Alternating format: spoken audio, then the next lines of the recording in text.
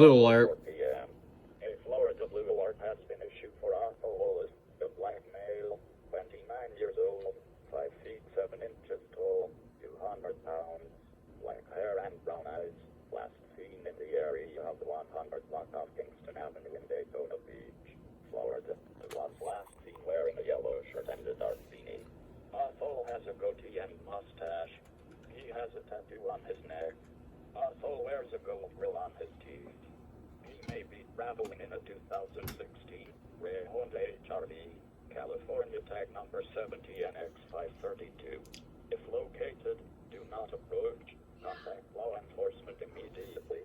If you have any information on whereabouts of this suspect, please contact the Daytona Beach Police Department at 386-671-5428 or 911.